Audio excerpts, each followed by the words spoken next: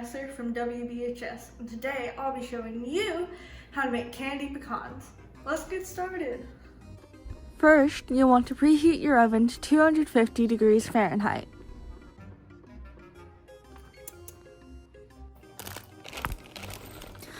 Next, you'll want to measure out 2 3/4 cups of pecans. Go ahead and grease down a pan with cooking spray, and then add your pecans in and try and spread them out evenly. Once you've done that, go ahead and put them in the oven for 10 minutes. While your pecans are warming up in the oven, take 1 tablespoon of butter and grease down another pan until it looks something like this. Set that pan aside and take another tablespoon of butter and grease down a pot until it looks something like this. Once you've greased down your pot, we're going to add 1 cup of sugar, which I've done here in 2 half cups, a half a cup of water, a half a teaspoon of salt, and a half a teaspoon of ground cinnamon. Once you've added all of your ingredients, set your stove to high heat and bring everything to a boil, stirring constantly. Once everything's been brought to a boil, cover your pot for exactly 2 minutes, still on high heat. Once the 2 minutes are up, uncover your pot and put in your candy thermometer. You're going to need to let the mixture heat until the thermometer reads 236 degrees or reaches the softball stage. Once your thermometer reads the correct temperature, take your pot off the stove and add 1 teaspoon of vanilla extract to the mixture. Once the vanilla has been added and stirred in, go ahead and add your pecans and then coat them evenly in the mixture. Once your pecans have been coated, go ahead and grab that pan we had greased with butter earlier and spread your pecans into it until it looks something like this. Now we place our pecans into the oven for 10 minutes at 250 degrees. Once the 10 minutes are up, take out your pecans and stir them in the pan. Repeat this process 2 more times. Once the pecans have been in the oven for a total of 30 minutes, stirred every 10 minutes in between, go ahead and take them out and place them onto a wax-lined baking sheet to cool. The only thing left to do now is enjoy your candy pecans. Hope you like them. This has been Haley Messer from WBHS.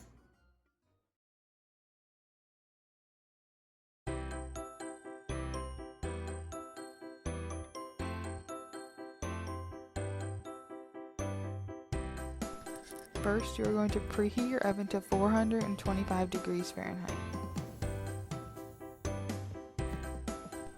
Next, you are going to combine your half teaspoon of salt, your teaspoon of ground cinnamon, your half teaspoon of ground ginger, and your 1/4 teaspoon of ground cloves.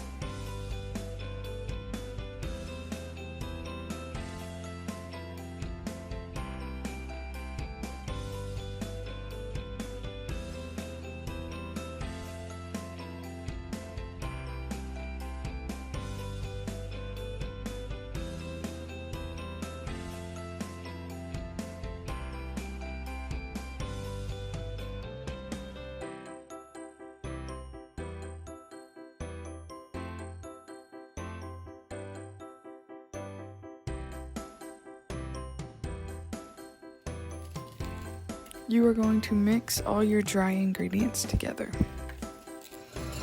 Then you are going to beat your 2 eggs lightly in a large mixing bowl. Next, after you have done your eggs, stir in the pumpkin mix. After you have beat your eggs and pumpkin mix, you are going to stir in the sugar spice mixture.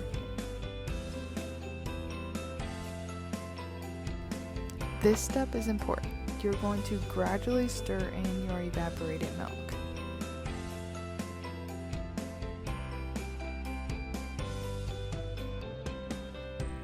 Once you have stirred in all the evaporated milk, you're going to pour the mixture into a pie shell.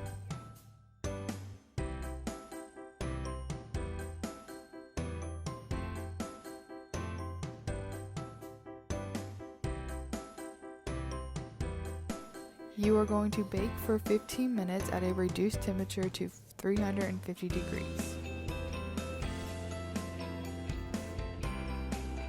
Next, you're going to bake for 40 to 50 minutes or until the knife inserted into the center comes out clean.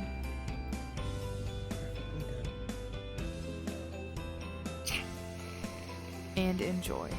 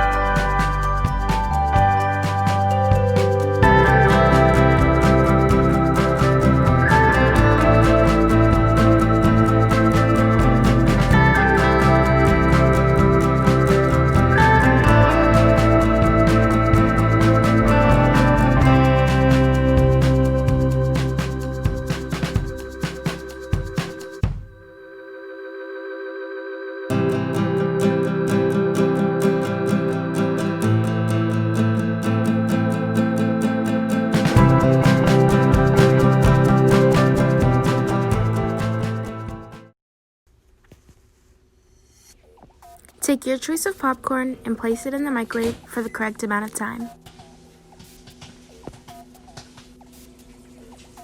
Once it's finished, take the popcorn out of the microwave and pour it into a bowl.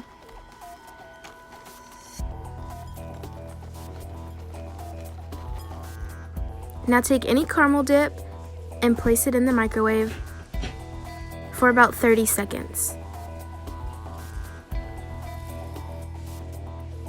Once it's finished, take it out of the microwave and stir it a little bit. Place it back in the microwave for another 30 seconds. Pour the melted caramel over the popcorn and then place a plate over top of the bowl and shake it well. Once it's done, it should look like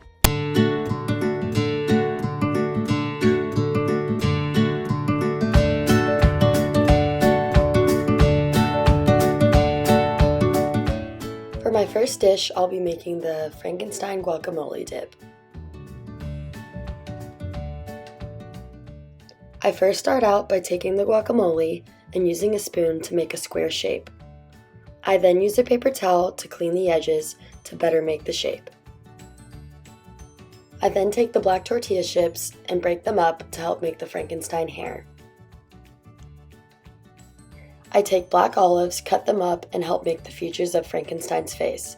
I then use sour cream to make the outline of the eyeballs, and then break up pretzels to shape his mouth and his eyebrows.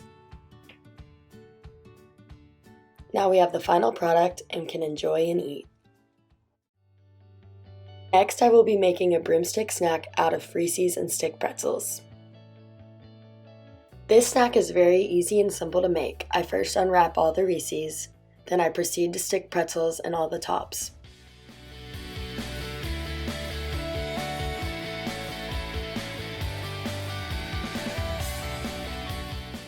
Now you have your broomstick with your pretzel and your Reese. For my last snack, I am making a green colored macaroni.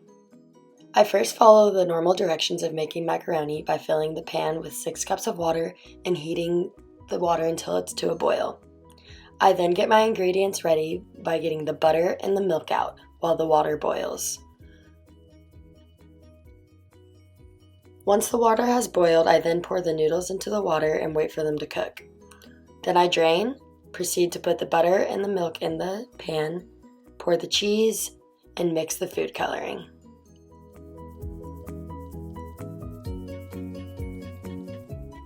Now you have your spooky colored macaroni.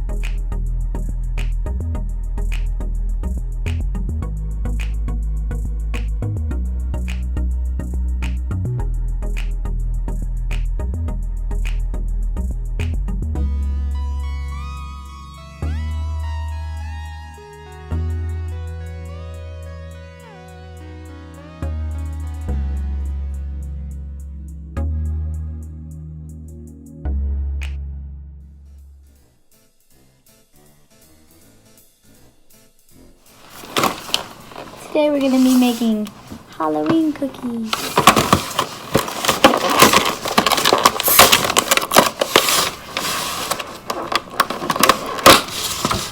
We are going to be using sugar cookies.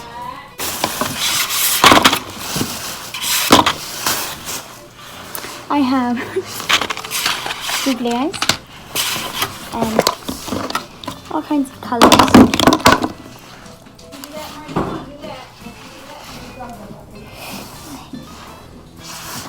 We're gonna do an eyeball and wait. We're gonna do a triangle. That is such a messed up triangle. And then we're gonna outline it. Okay, there's that. Now I'm gonna fix it. Pumpkin. Alright, next we're gonna make a pumpkin. An actual pumpkin instead of whatever I made that first time. There's the outline for that. And now we're gonna put like we're gonna put the green top up here. Okay, and then we're gonna do some swirlies for the, the vines. For the vines of the pumpkin. Alright, there's a pumpkin. Next! Alright, now I'm going to write words on it. Boo! It's backwards, but boo! I'm gonna try to attempt to make a spider. I don't know how, but we're gonna try it. Okay. Now, this...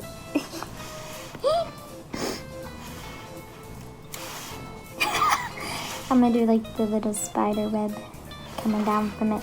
And then I'm gonna put googly eyes on it.